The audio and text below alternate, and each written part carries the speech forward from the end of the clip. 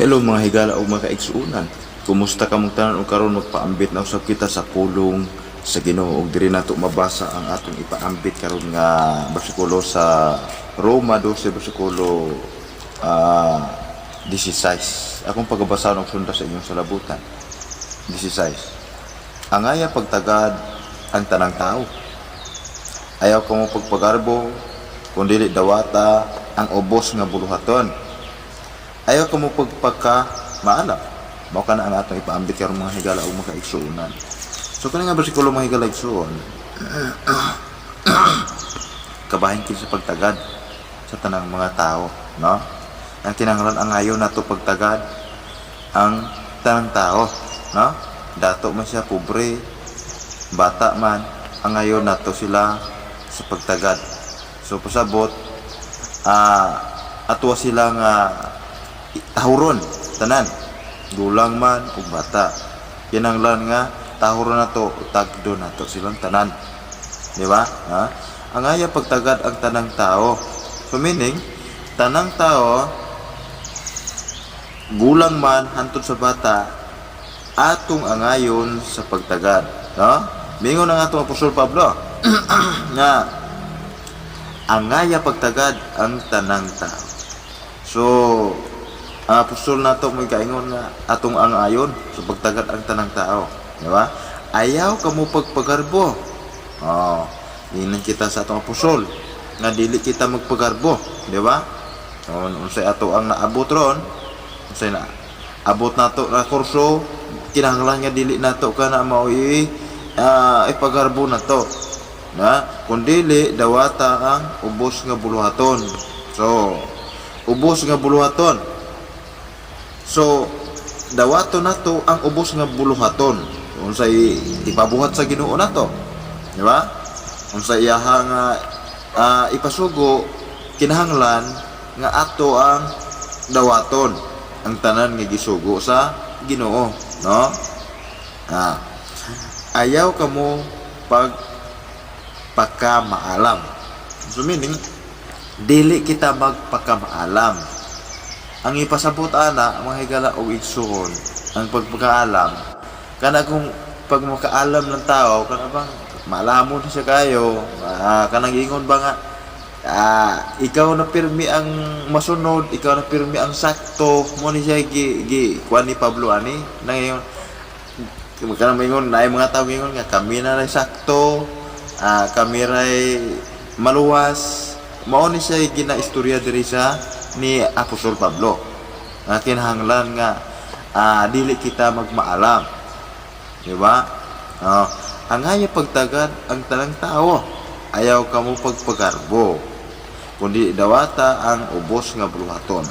Itong dawaton ang ubos nga buluhaton sa may pabuhat sa Ginoo kanato, kinahanglan atong dawaton ug atong ikalipay kana, di ba?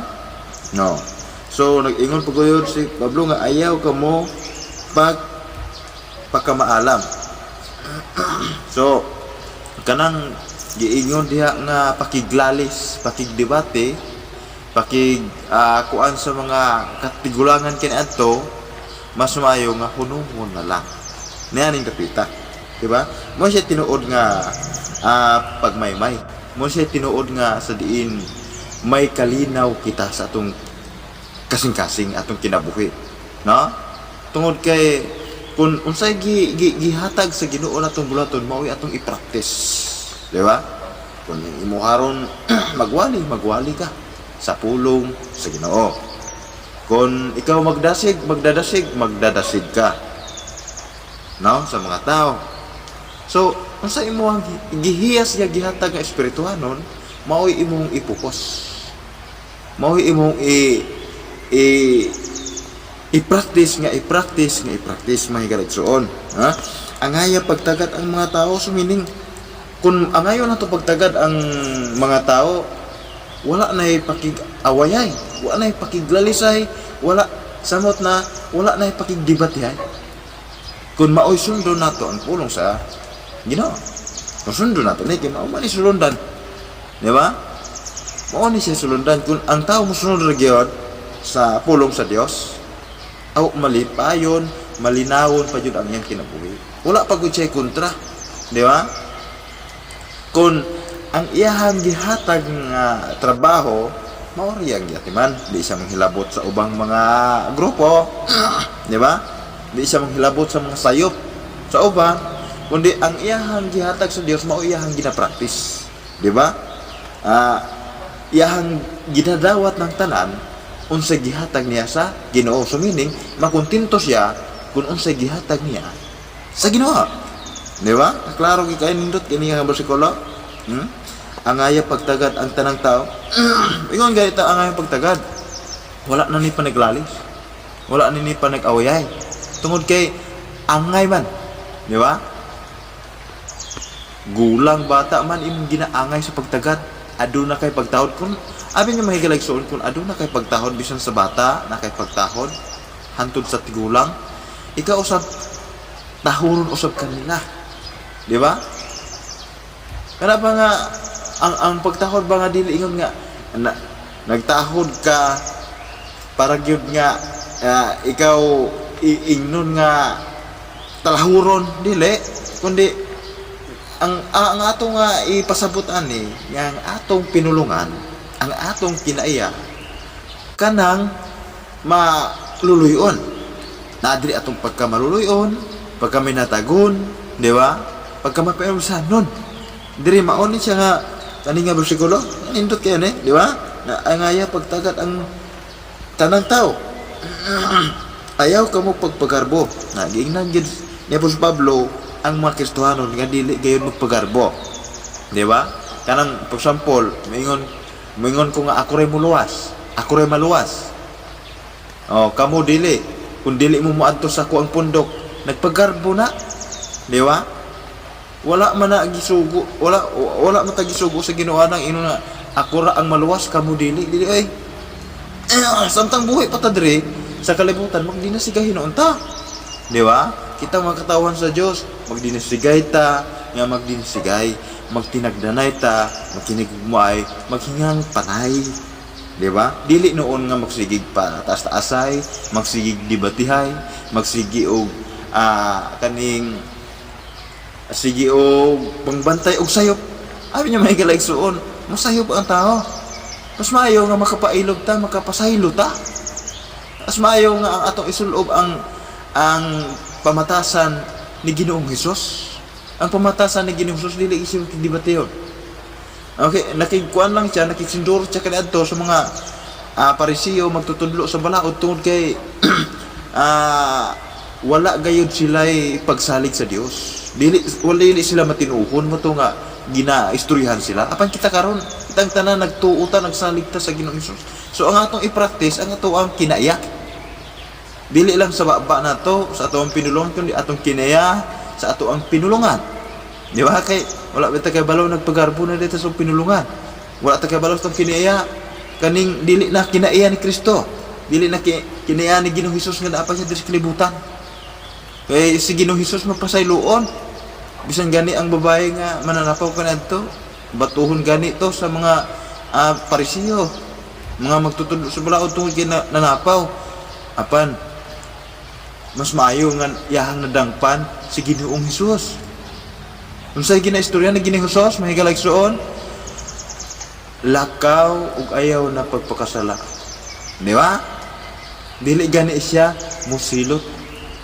Di ba mga higaligsoon? Muna nga kita karon nga naapa ta diri aning kalibutan na kinabuhi pa ta, may pa atong buhaton magtinagdanay sa usag-usa. Dili magsigig inawayay, dili magsigig debatihay. Kay abi niya kanang pagdebate mga higala sa pulong. Wala yung surrender na. Katawa ko ninyo kay naay mga tao ba nga og sig debatihay wala sige magpaminaw god anang mga sig debatihay mga pundok. Wa gi ko kabantay nga naay ni surrender. Naay ni amin. Wala. Kaya kung maamin sila mapirdi ang ilang pundok. Sugar bro. Mas maayo maminaw ta. Kung say ang usay gyud atong buhaton may kaligsoon, mas maayo i-focus nato gayon ang pagbasa sa pulong sa Dios. Sa diha nga magbasa ta, nga magbasa pirbita, kinabuhi na to ang pagbasa pulong sa Dios. Diha na ta makahibalo nga ay di day maayo na. Samot na diha ka sa Timoteo. Nga tambag diha ni Apostol Pablo nga likahi ka na mga sugilonon nga dili mayo, likahi ka ng mga pagkigdebate. Diha ni mo balaan nga ay di na ko diha. Wise na ka. Pero ang tao nga magsigir og paminaw bisag unsay ang paminawan nga wala siya ning tukib, wala siya ning basa sa pulong sa Dios. Aw, mura siya katunghangin bisag asoy pa. Tinuod ba ng mga higalagson? Pero kaning itudlo na to pagbasa ra jud. Pagbasa nga pagbasa. Dili atong pundok metodlo nga mao ni siya sakto dili. Kundi pagbasa lang. Diha niyo mo masabtan ang kinaiyan ni Kristo Jesus atong Ginoo. Ha? Diha ni mo mabalaan unsa ka pagkamahigugmaon sa Ginoo. Di ba? Dili lang sa pagpaminaw nga higalagsoon. Dili lang sa pagpaminaw tinuod, dili sa pagpamati, kundi basa sa Biblia. Para nga kita mismo ang nakatukib, kita mismo ang nakahibalo sa kinaiya sa atong Ginoo. Di ba mga higalagsoon? Di ba? Ang ngaya pagtagad ang tanang mga tao. Kung ang ngaya na to, napabay pagdebatihan. Kita na mo pa sa ilo atong mga taong wala kasabot. Katong wala jud kahibalo. Kita makapasaylo na ta, kita may taas. Ug antas niya kita nun ay makigsigig debate. Sila dili asam po na mapaperde. Kasi batubang sa kaaway, kagubot. So dili wise. Maging wise ta mga higalagsoon. Di ba? Bisan ubos ta kay kinaalam sa kalibutan. Mubo kaya tag iniskulahan, pero kung ang kaluoy sa Dios mag-uban ka nato, wala posible tagaan kaalam kay balo sa Ginoo. Una sa tanan tagan kasing-kasing nga mapailupod, di ba? Pagkaninduta kay nga siguro nga ngaya pagtagad ang mga tao. Ayaw ka mo pagpagarbo giingnan kita ni Apostol Pablo nga dili kita magpagarbo, di ba? Di magpabugal, dili mo patas-taas ba? Dili magparihari, di ba? Na kung dili dawata ang ubos nga buluhaton. Sa gihatag nato sa Ginoo di ta magbugulbol, di ba? Sa gibuhat di mo na imong buluhaton. Ikaw magpaambit ka sa pulong sa Ginoo, imo pagpaambit lang. Kung naay mo mukaon di pa kana. Apa non dili ipusa kay ipakaon sa uban. Mo sa may galigsoon na ayaw ka mo pag makamaalam. So naay makigdebate di mo, trukis mo diha na muhukom nimo. Kaning ikaw ang nakaibalo. Di ikaw maawi mo palulos, di ba? Nga ginalotos ka. Nasabtan na to nga maabot ang panahon na ay ingon ana nga tao. Gisugiran na ta sa atong Ginoong Hesukristo ana nga ako diri sa kalibutan ginalotos, ginatamay, ginakatawa nila. Kamo usab nga manugsunod kanako mausab. Nga kita kinahanglan magbasa ta sa Biblia. Magbasa aron nga dili ta malipat anang mga pagtulunan karon nga daw hadlokon ka, daw sila ra sakto tanan na madahan.